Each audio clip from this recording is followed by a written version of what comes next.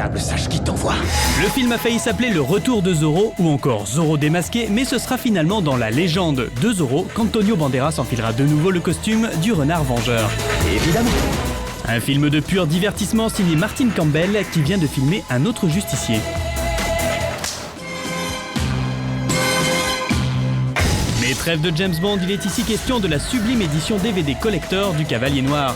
Hormis le film d'une indéniable qualité visuelle et sonore, ce sont surtout les bonus qui valent le détour. Bueno. Dans la rubrique Making of, c'est pas moins de 4 sujets qui nous sont offerts, nous montrant notamment l'extrême engagement physique de Banderas. Il faut parfois l'empêcher de faire certaines choses parce qu'il veut tout faire. En fait, il manie mieux l'épée que la plupart des cascadeurs. Il y en a peut-être juste un ou deux qui sont aussi forts que lui. Ces films sont faits d'argent, de sueur et de sang. De sueur et de sang, mais aussi d'artisanat. Les modélistes du film ont en effet magnifiquement œuvré pour créer cette maquette de train, un travail de fourmi qui au final part complètement en fumée.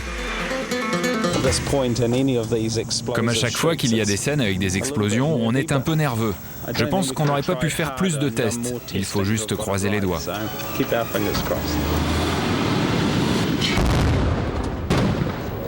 Il faut la refaire. Il n'y a aucun doute. Mais le travail finit par payer, la deuxième prise fut la bonne, admirez le résultat.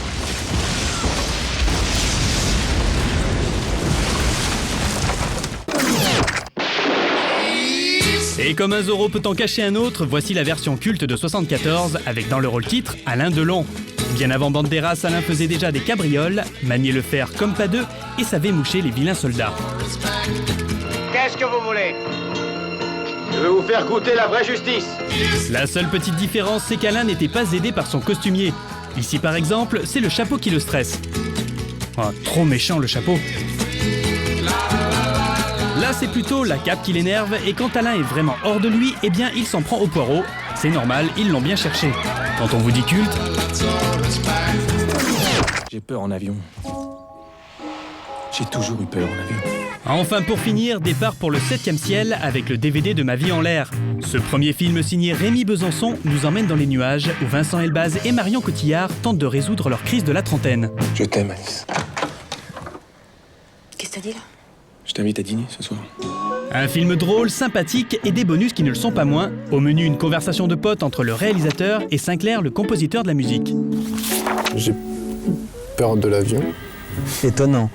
Et surtout un riche making-of montrant l'ambiance familiale du plateau, tellement familiale même que l'excellent Gilles Lelouch en deviendrait presque collant. On est devenus copains.